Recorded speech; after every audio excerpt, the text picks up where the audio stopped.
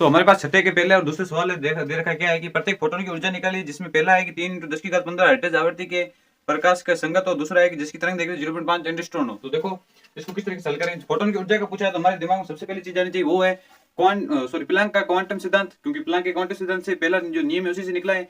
उसका नियम क्या था कि जो विकिरण की से उत्सर्जित जो विकिरण से जो ऊर्जा उत्सर्जित होती है, उसकी जो ऊर्जा होती है ना, उत्सर्जित होने वाली ऊर्जा उसकी आवर्ती के समानुपाती होती है, यानी कि ई समानुपाती होता है किसके, आवर्ती यानी कि न्यू के। और जब हमें पता है कि जब समानुपाती चिन्ह हटा तो कोई नियंत्रक लगता है, नियंत्रक यहाँ पर क्या लगा एच, जिसका मान है 6.62 × 10⁻34 जूल सेकंड।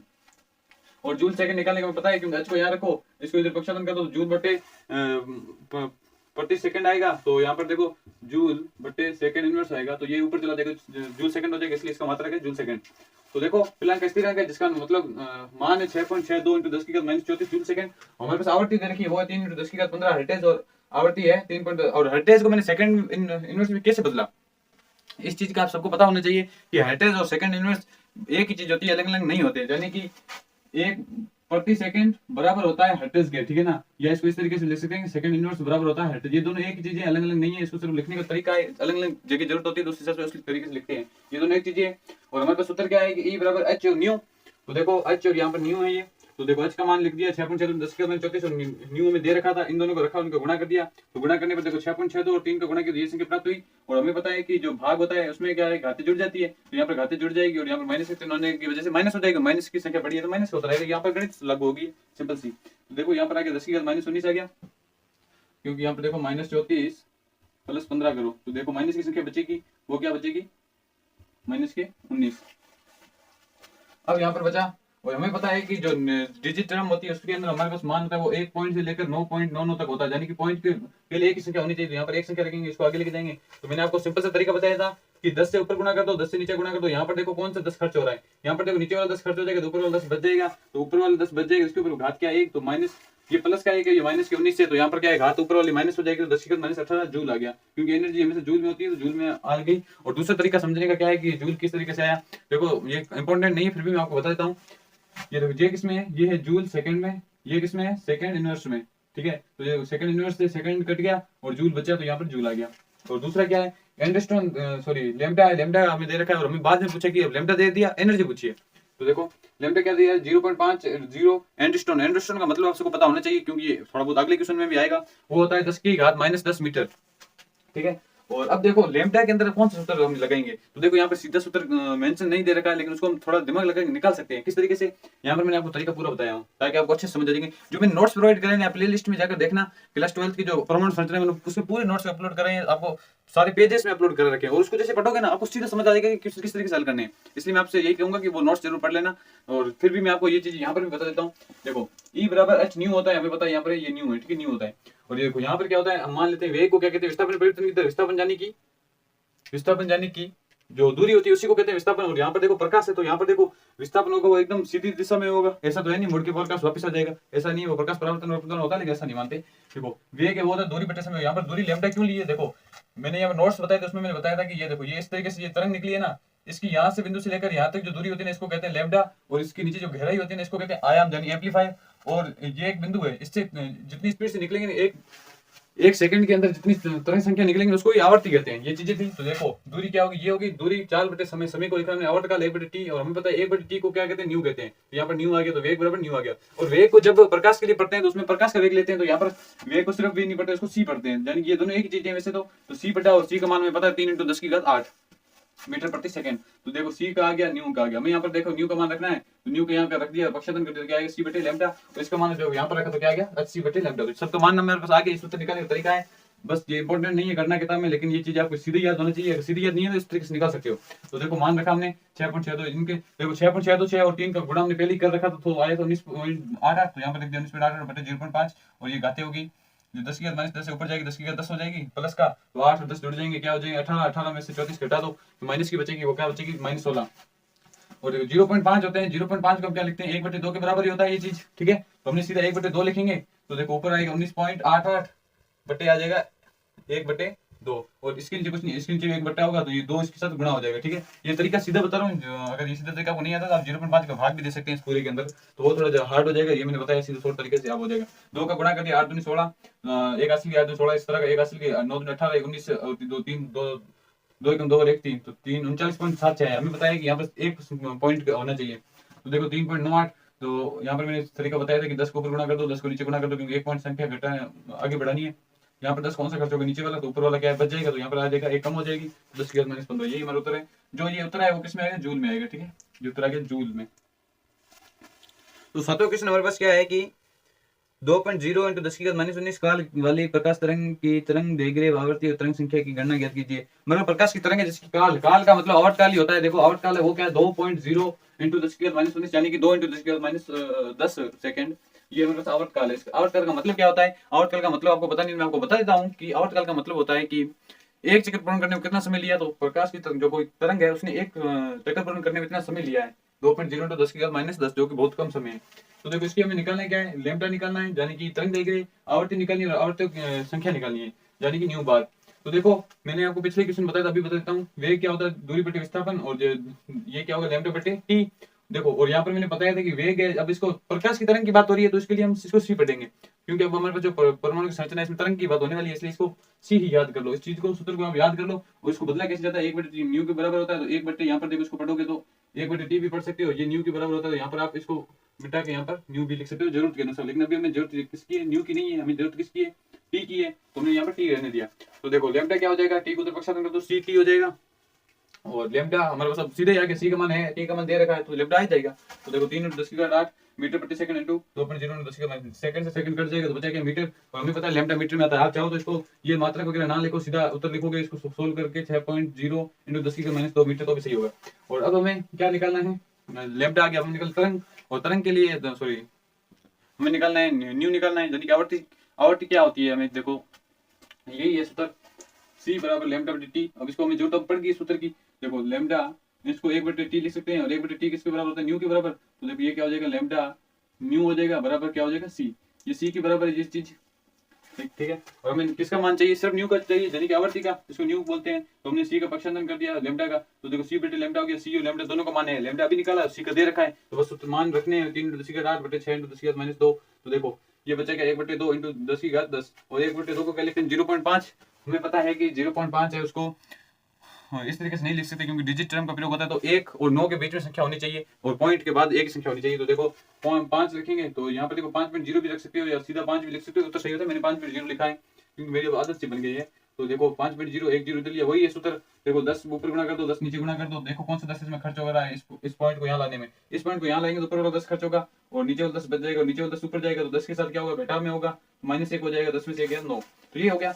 उसके बाद है आवर्ती संख्या। तो आवर्ती संख्या का सूत्र बहुत ही आसान है, आवर्ती संख्या को उसके ऊपर बार लगा होता है, न्यू बार, ठीक है, मैं भूल गया था। तो आवर्ती संख्या होती है वो 1/λ होता है, यानी कि मीटर इनवर्स होता है, ऐसा नहीं 1 के बट्टे में लिख दो तो सीधे आवर्ती संख्या आ जाएगी। तो 1 के बट्टे में लिखा, ये निकाला है हमने उत्तर 6 × 10 की घात -2। तो देखो 10 की घात ऊपर 2 ऊपर गया, प्लस का 2 हो जाएगा, और प्लस का 2 हो जाएगा तब क्या होगा, अब इसको लिखो 10 की घात 2 को पूरा खोल दो, 100 कर दो, तो 100 में 6 का भाग दे दो, बस उत्तर आ जाएगा 6.6। तो 8वां सवाल हमारे पास क्या है कि 2 पॉइंट सॉरी जिसकी ऐसा प्रकाश जिसकी तरंग दैर्घ्य 4000 पिकोमीटर हो और जो 1 जूल ऊर्जा दे, उसकी फोटोन की संख्या ज्ञात करनी है। तो देखो लैम्बडा तरंग दैर्घ्य दे रखी है, लैम्बडा वो है 4000 पिकोमीटर। पिको में पता होना चाहिए किसे कहते हैं, वो कहते हैं 10 की घात -12 को कहते हैं, और पीछे मीटर लगा तो मीटर लगा हुआ है। तो देखो पिको को लिखा क्या, 10 की घात -12, तो मीटर का मीटर। और एक फोटोन की ऊर्जा पूछी है, तो हमें पता होना चाहिए फोटोन की ऊर्जा का सूत्र क्या होता है, एच न्यू, यानी कि आवर्ती होता है। तो देखो एच न्यू लिखा, तो ये मेरे पास ये दो ई है ना, ये एक फोटोन की ऊर्जा बताता है। अगर हमें 2 फोटोन की ऊर्जा चाहिए होगी तो उसको 2 से गुणा मल्टीप्लाई करेंगे, यहाँ पर है ना 2 का मल्टीप्लाई करेंगे, ठीक है। लेकिन यहाँ पर सिर्फ 1 का पूछा है तो हम 1 लिखा है, और हमें अब देखो आवर्ती दे नहीं रखी, लैम्बडा दे रखा है, तो हमें लैम्बडा वाला सूत्र लगाना पड़ेगा। तो देखो 80 बटे लैम्बडा लगा दिया हमने। अब इसको सोल्व करेंगे तो एच का मान क्या है, हमें पता ही है 6.62 × 10 की घात -34 जूल सेकंड, और सी का मान है 3 × 10 की घात 8 मीटर प्रति सेकंड, और लैम्बडा का मान अभी दे रखा है 4000 पिकोमीटर × 10 की घात -12 मीटर, ठीक है। ये 4000 हो गए, पिकोमीटर हो गया। और एनर्जी हमारे पास अब 6.62 से और 3 का गुणा किया तो हमारे पास आ गया 19.88। और देखो ऊपर गुणा में घाती क्या होती है हमें पता है, जुड़ जाती है, तो माइनस होती है, प्लस 8 को जोड़ेंगे तो वहाँ आएगा 10 की घात 26 -26, और 4 4000, इसको मैंने 4 क्यों लिखा, देखो 4000 में से 3 जीरो अलग कर दिए तो 10 की घात 3 लिख दिया इसको, और इसको लिख दिया 4। 4 के अंदर इसका भाग दिया तो आएगा 4.97, और 10 की घात 3 और 10 की घात -12 यहाँ पर भी गुणा हो रहा है, बट्टा में गुणा हो रहा है इन दो संख्याओं का, तो ये देखो घातें क्या होगी, जुड़ जाएगी, और लेकिन माइनस में जुड़ेगी, इसलिए -12 प्लस 3 हो जाएगा तो माइनस के 9 बचेंगे, और माइनस का 9 जब ऊपर जाएगा तो प्लस का 9 हो जाएगा, तो 26 प्लस 9 माइनस के 26 प्लस का 9 हो जाएगा, तो संख्या बचेगी कौन सी, बचेगी माइनस वाली। माइनस में बचेगी तो क्या बचेगी, 10 की घात -17, क्योंकि 26 में जो 9 जाते हैं 17 बचते हैं वो माइनस के, तो देखो 4.97 इंटू 10 की घात -17 जूल हो गए। एक फोटोन की ऊर्जा होती है वो, अब देखो इसको पढ़ने का मतलब क्या है हमारा, ये ई है ना, ये ई क्या बताता है, एक फोटोन की ऊर्जा बताता है, प्लैंक का हमने क्वांटम सिद्धांत पढ़ा था उसमें क्या बता रहा था, ये जो ई है ये फोटोन की ऊर्जा बताता है, कितने फोटोन की, सिर्फ एक फोटोन की। तो देखो यहाँ पर हम इसको कैसे पढ़ेंगे कि एक फोटोन की ऊर्जा वो क्या है 4.97 इंटू 10 की घात -34 जूल, ठीक है। तो अब देखो दूसरा तरीका इसको क्या समझ सकते हैं, अर्थात इसका दूसरा तरीका क्या हो सकता है पढ़ने का कि 4.97 इंटू 10 की घात -17 जूल में फोटोन की संख्या कितनी है, इतने जूल में कितने फोटोन है, एक है, तो मैं पूछूं एक जूल में कितने फोटोन है, तो क्या करेंगे, इसको मैंने क्या बताया था आपको, ऐसे पढ़ो कि 4.97 इंटू 10 की घात -23 इंटू लिखा हुआ है 1 जूल लिखा हुआ है, ठीक है, इसको ऐसे पढ़ो, ऐसे पढ़ोगे आपको समझ आ जाएगा। तो इतने में इतने जूल, एक एक फोटोन है तो एक जूल में कितने फोटोन होंगे, तो एक के अंदर बट्टा में आ जाएगी ये संख्या, पक्षांतरण कर दिया, तो देखो 10 की घात 17 ऊपर जाएगा तो ये प्लस का हो जाएगा, और देखो 4.97 है, जब पॉइंट के इधर वाली संख्या घटाएंगे हटाएंगे तो ऊपर जितनी संख्या हटाएंगे उतने क्या लग जाएंगे, जीरो, तो दो संख्या हमने हटाई, पॉइंट इधर लिया किसका है, तो ऊपर दो जीरो लगे, जाने 10 की घात 2 लग गया। अब देखो 497 का भाग देना है इतनी संख्या में, या इसको सोल्व कर सकते हैं क्या, इसको हम ऊपर 1000 बना दें, क्योंकि 100 में 497 में भाग देंगे तो भारी पड़ जाएगी संख्या, हमारे पास ऊपर की संख्या ज्यादा होनी चाहिए, नीचे वाली कम होगी तो भाग देने आसानी होगी, तो हमने क्या किया उसको 1000 बनाने के लिए क्या किया, 100 तो पड़ा ही था, एक इसके पास जीरो ले लिया, यहाँ पर क्या बचा 10 की घात 16 बच गया, तो देखो 10 की घात 16 बच गया, और ये 1000 में 497 का भाग दिया, कितनी बार जाएगा, तो देखो 497 में 500 को मान के करो तो देखो 2 बार जाएगा ही जाएगा, 2 बार जाएगा, तो देखो और उसके बाद में कितना बचेगा हमारे पास, उसके आप सोल्व कर लेना, देखो हमारे सूत्र आएगा 2.01 इंटू 10 की घात 16 जो कि फोटोन है, मतलब एक जूल में कितने फोटोन होंगे, तो वो होंगे 2.01 इंटू 10 की घात 16। तो नंबर सवाल है हमारे पास, नंबर सवाल में हमें क्या दे रखा है कि यदि 4 इंटू 10 की घात -7 मीटर तरंग देखने वाला एक फोटोन 2.13 इलेक्ट्रॉन कार्यफलन वाले धातु की सतह से टकराता है, तो हमें फोटोन की ऊर्जा बतानी है, दूसरा उससे उत्सर्जित होने वाली गतिज ऊर्जा बतानी है, और तीसरा कहना है बताना है प्रकाश इलेक्ट्रॉन के इलेक्ट्रॉन का वेग बताना है, प्रकाश इलेक्ट्रॉन वेग, तो ठीक है।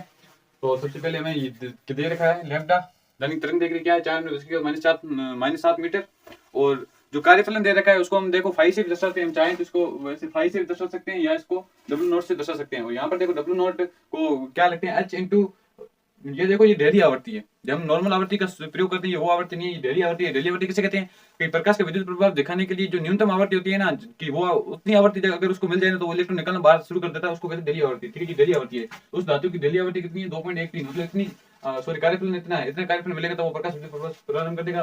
पहला फोटोन की ऊर्जा, फोटोन की ऊर्जा का सूत्र सीधा है कि H न्यू यानी कि आवृत्ति, और यहाँ पर आवृत्ति देने देखिए ये दे रखा, सूत्र को थोड़ा चेंज करेंगे तो ये मॉडिफाई किया तो ये हो गया, ये हमारे पास हो गया। तो देखो सबके मान रखे हमने 6.4 इंटू 10 की घात 34 और ये रखा, और जूल सेकंड 3 इंटू 10 की घात 8 लिखा, और 4 इंटू 10 की घात -7। देखो 3 और मैं तो कहता हूँ 6.6 और 3 का भाग गुणा हर बार हमें करना पड़ा, इसको याद ही कर लो, इसका उत्तर होता है मतलब इसको गुणा करेंगे इसको और इसको तो हमारे पास उत्तर आएगा 19.8, इसको याद ही कर लो, ठीक है ना।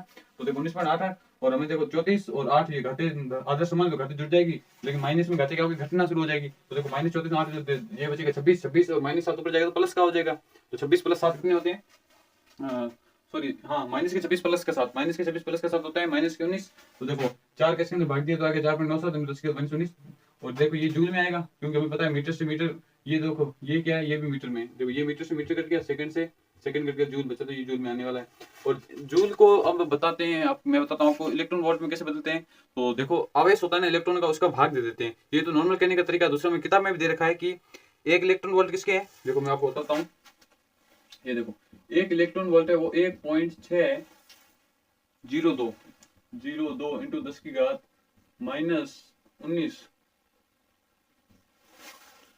-19 जूल के बराबर है, ठीक है।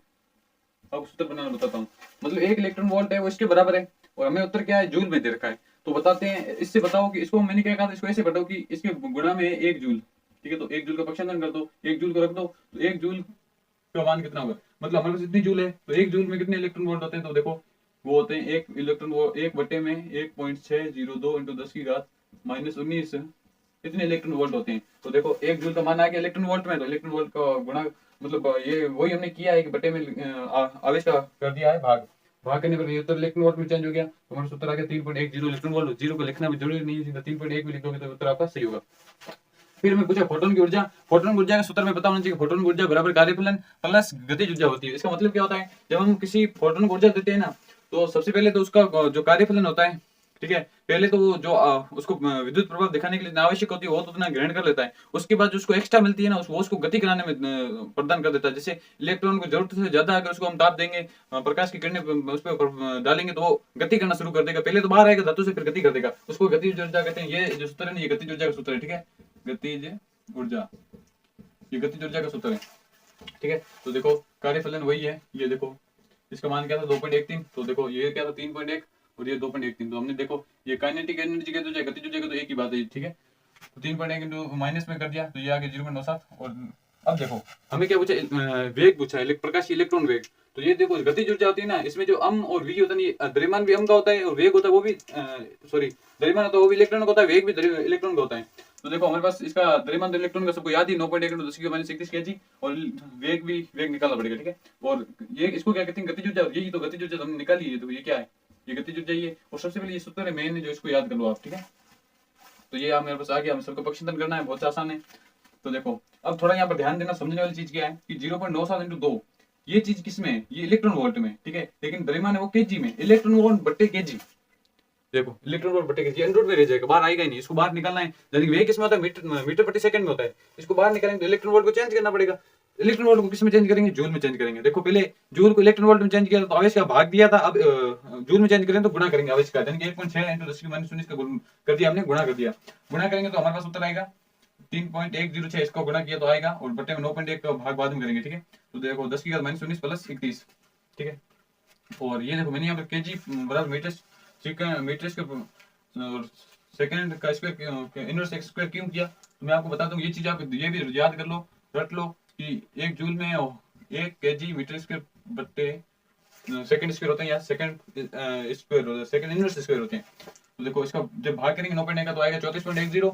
और ये देखो ये कैसे है, देखो ऊपर के 3 संख्या के पीछे 0 है, इसको हटाएंगे 3105 बनाना है, हमें से 3104 बट्टे 91 बनाना, ताकि भाग देने में आसानी हो, ठीक है। तो ये क्या बनेगा, 3104 बना चाहे 310 बना सकते हो, आपकी मर्जी। मैंने इसको कैसे बनाया, तो देखो ऊपर से पॉइंट हटाएंगे तो नीचे 0 लगेंगे, 10 की घात 3 लग गया, और नीचे से हटाए तो ऊपर लग गया 10 की घात। देखो 12 1 13, 13 में से 3 घट के 0 सॉरी 12 में 13 में से 3 गए तो 10 बचा, तो यानी कि 10 की घात 10 आ गया। अब यहाँ पर देखो क्या करना है, यहाँ पर थोड़ा समझने वाली चीज ये है कि देखो आप, मैंने डिजिट टर्म क्या कहती है कि पॉइंट के पहले एक ही संख्या होनी चाहिए, एक अंक होना चाहिए। तो हम 3.4 करेंगे, अगर 3.4 करेंगे तो यहाँ पर 10 की घात 11 हो जाएगा, और अगर 11 हो जाएगा जब अंडर करेंगे तो 11 का अंडर निकालना मुश्किल हो जाएगा। इसके लिए आसान तरीका क्या है, इसको 12 बना दो। 12 बनाने के लिए क्या है कि इसको 0.34 लिख देते हैं, ठीक है। और ये 10 की घात 10 12 था वो बाहर चला जाएगा, तो इसका मतलब तो हमारे पास वो डिजिट टर्म ही खत्म हो जाएगी, डिजिट टर्म नहीं बनेगी। तो देखो 0.34 × 10 की घात 12, ये मीटर स्क्वायर प्रति सेकंड स्क्वायर, क्योंकि केजी से केजी कट गया, मीटर स्क्वायर सेकंड स्क्वायर 1/2, उसके ऊपर लिखा हुआ 1/2, या इसको ऐसे लिख सकते हैं, अंडर लगा सकते हैं इस तरीके से।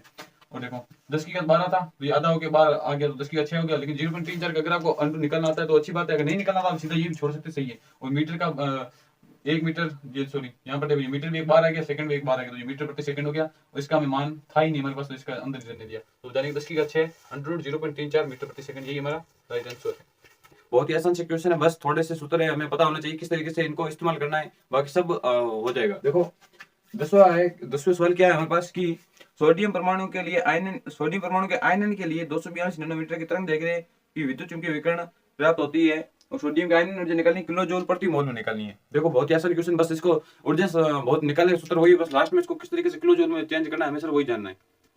तो देखो परमाणु का आयनन के लिए, यानी कि सोडियम जो परमाणु है ना, उसके लिए मतलब जब उसको आयनित किया जाता है ना, तो उसके लिए जो तरंग दैर्घ्य की लंबाई होती है, मैंने आपको नोट्स प्रोवाइड कराए थे पिछले क्वेश्चन कराए थे, उनमें बताया कि तरंग दैर्घ्य क्या होती है। देखो ये जिगजैग जो लाइन होती है, इससे बिंदु से लेकर इस बिंदु की लाइन होती है, इसकी दूरी होती है, इसको कहते हैं लैम्बडा या तरंग दैर्घ्य। तो वो है 242 नैनोमीटर। तो नैनो को मैं पता क्या कहते हैं, 10 की घात -9 कहते हैं, ठीक है। ये हो गया 10 की घात -9, और इसका सूत्र क्या था, h न्यू होता है, लेकिन हम पर न्यू नहीं है, ठीक है। ये वेग नहीं है, वेग ऐसा होता है, ठीक है, सीधा ये, लेकिन ये न्यू ऐसा होता है, ठीक है ना, ये वेग नहीं न्यू है, और न्यू को हमें बदलना पड़ेगा। तो मैंने निकालने के तरीके बहुत होता है, नोट्स आप देख सकते हैं याद करके। तो देखो h लैम्बडा, ये हमारे पास सूत्र आ गया।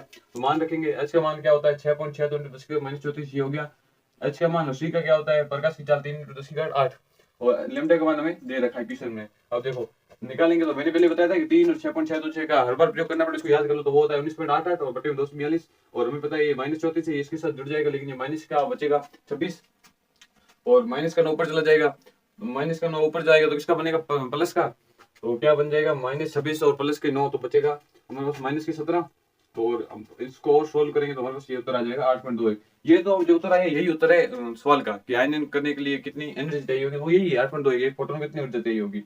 लेकिन अब इसने पूछा किलो जूल प्रति मोल में निकालना है। किलो जूल प्रति मोल का मतलब क्या आता है कि किलो जूल उसके बटे में मोल होता है, इसको मोल को मैंने ऊपर लेके गया तो मोल इनवर्स आ गया। ठीक है, मोल सबसे पहले हमें पता होना चाहिए एक मोल में कितने कण होते हैं। ठीक है, एक मोल में कण होते हैं 6.022 × 10⁻23 कण होते हैं। ठीक है, और मैंने बताया था कि परमाणु के लिए बात हो इसको परमाणु पढ़ेंगे, अणु के लिए बात हो तो अणु पढ़ेंगे। इतने कण होते हैं, एक कण की अगर ऊर्जा इतनी है, एक फोटोन की ऊर्जा होती है, अगर एक फोटोन की ऊर्जा इतनी है यानी कि एक कण की इतनी है 6.022 × 10⁻34 कुल कण है, तो उनकी कितनी होगी, तो उसको इससे 1 से गुणा कर देंगे हमारे सारी ऊर्जा आ जाएगी। तो जो इससे गुणा करेंगे तो वो ऊर्जा आएगी, वो आएगी हमारे पास मोल में, लेकिन किलो भी चाहिए ना, किलो भी चाहिए हमें। तो किलो के लिए क्या करेंगे, अब आपके किलो का मान तो सबको पता है कि किलो का मान होता है 10⁻3। ठीक है, और किलो ऊपर लिखा हुआ है इसमें देखो किलो, तो आप क्या करोगे, किलो को ऊपर गुणा कर दोगे, आप ऐसे लिख दोगे 10 की यहाँ पर कहीं गुणा कर दोगे 10⁻3, लेकिन ये गलत होगा। किलो जूल प्रति मोल का पूछा, यानी कि एक मोल में इतने किलो जूल है, तो ठीक है ना, किलो को जूल को जब किलो में बदलते हैं ना तो उसके लिए नीचे किलो का भाग देते हैं। ठीक है, तो यहाँ पर देखो किलो का भाग यानी किलो का क्या तो 10⁻3, तो यहाँ पर मैंने 10⁻3 का भाग दे दिया। अब एनर्जी देखो इसको गुणा करेंगे हमने तो ये आंसर आ गया हमारे पास। ठीक है, और उसके बाद एक मिनट, ये आंसर यहाँ पर आएगा 49.4406 ये हमारा सूत्र आ गया। और ये देखो 10⁻19 + 23 -3। अब इसको देखो 19 से 3 कितने होंगे, माइनस के 22, हाँ माइनस के 22 हो गया, माइनस में 22 में से 23 घटा तो बचेगा प्लस का 1 बचेगा, तो देखो 10⁻1 आ गया। अब यहाँ पर देखो आप चाहो तो यहाँ पर भी छोड़ोगे तो उत्तर सही होगा, लेकिन आप भी सोचोगे देखो यहाँ पर सिर्फ 10⁻1 है, 10⁻1 का मतलब क्या होता है 10 ही होता है, 10 को इसके साथ गुणा ही कर दो, झंझट ही घटा दो 10 की घात का, तो देखो इसके साथ गुणा करेंगे तो देखो 493 पॉइंट 1 इधर आ जाएगा, तो 493.41 हो जाएगा। अगर आपने यहाँ पर मान थोड़ा ज्यादा निकाला होगा, मैंने यहाँ पर 2 पॉइंट तक हल किया, आपने ज्यादा निकाला होगा तो यहाँ पर 4 एक की जगह 6 आ जाएगा, बाकी उत्तर हमारा सही है, यही उत्तर यही होगा।